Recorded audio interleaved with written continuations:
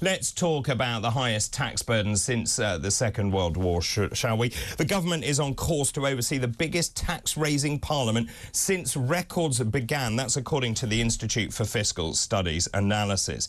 Now, the IFS forecast that taxes will amount to about 37% of national income by the next general election due in 2024. That would be at a level, as I said, that hasn't been seen since 1948, which is just after the Second World War, when we had to rebuild everything after that dreadful war. Responding to this report, the Treasury spokesman said the most effective tax cut we can deliver is to drive down inflation. Well, many people are saying, well, you haven't driven it down that far, and also you shouldn't have caused it in the first place.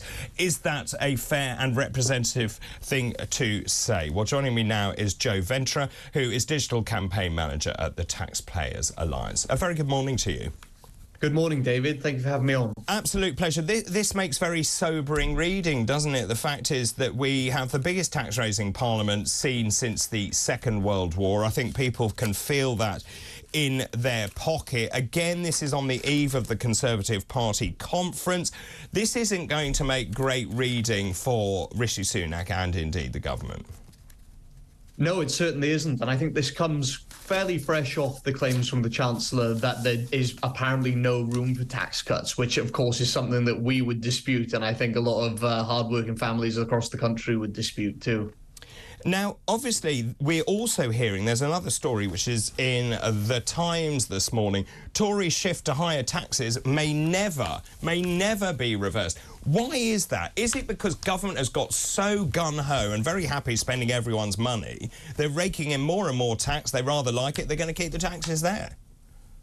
Well, on the face of it, David, that is what the case is. I mean, we know government expenditure is going through the roof. I mean, total managed expenditure in the last financial year, I believe, is going up over £100 billion every single year. So the government is taking on more and more liabilities and expecting taxpayers to foot a higher and higher bill. But what I would say is this is ultimately always a choice. It's the Chancellor's choice, it's the Prime Minister's choice to keep on with these enormous spending commitments and make all of us pay for it. And it's simply not on. And I think we have to challenge this narrative that this trajectory we're on of high taxes is inevitable, because quite frankly, it isn't. So just before the break, I was talking to Sir John Redwood, who's advising the Prime Minister. When you look at the numbers, and if you want people to vote Conservative, when you look at these tax rises, it's going to cost every single household about £3,500. Now, then you're saying, right, give us £3,500, but by the way, we want your vote. Those two things don't add up to me.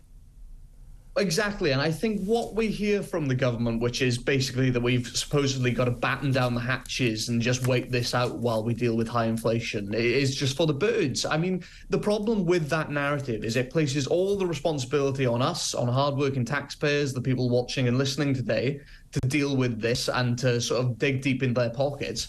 But none of that responsibility is then apparently shifted to government, who, as I said, increasingly ratchet up spending on projects which a lot of people would frankly find spurious.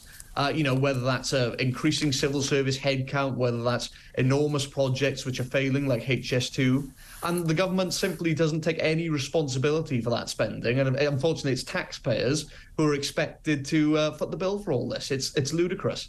So, looking at the numbers, our national debt stands at 100.5% of GDP. That has tripled since 2000. It is on course to triple again by the 2070s. So, basically, we are then spending more and more money just servicing the debt we got ourselves into. If you were an individual and you had a fiscal policy like that, you would need debt advice counselling.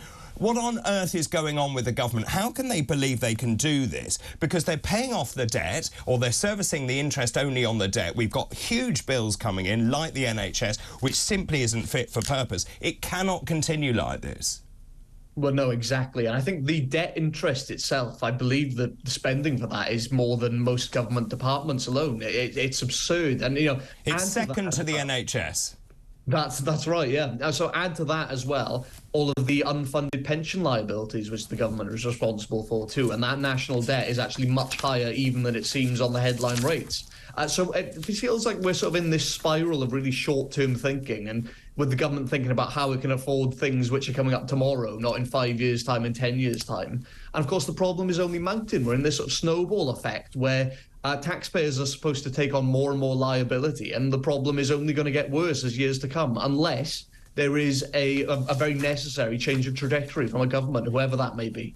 So obviously there are factions within the Conservative Party that are calling for different things. Liz Truss, much derided for her mini-budget, but at the Conservative Party conference, she is launching the Conservative Growth Group, or it has been launched, but she is speaking at this big event. She believes very much in lower taxes. Would you agree? I mean, my personal feeling about Liz Truss was that actually probably the direction of travel was right. She just did too much too quickly. She didn't tell people what she was doing, and the markets panicked. Well, I agree that the general consensus of wanting to cut taxes on hardworking families was the right one. I think that's plain to see when you speak to people up and down the country who are struggling at the moment. But the problem, again, comes back to that issue with spending. You may remember, of course, at that time, there was the massive energy intervention. This is when energy bills were soaring through the roof. And the government committed to intervene on behalf of people to sort of cover those energy bills. And that, at the time, was projected to be one of the largest government interventions of all time. So we had this enormous spending commitment coming at a time when tax revenues, of course, would have taken a temporary fall. So I think that was primarily one of the reasons that things went so wrong there. But that absolutely should not discourage the principles of tax cuts. And if anything, I think it places more importance on concentrating on spending and getting spending down and balancing the books in that way. Does the government listen to you? We'd like to think so, but I mean, the tax burden itself would disagree. As mentioned at the top of this segment, we're heading for a 70-year high tax burden. And I think, there's plenty to listen to here. What we need to do is go for growth and ease that burden on households across the country who, contending with inflation and everything else, are having to put up with these arbitrary tax bills to fund a government which is just committed to out-of-control spending. They should listen if they're not already. Joe, very good to talk to you. That's Joe Ventre, their digital campaign manager of the Taxpayers Alliance.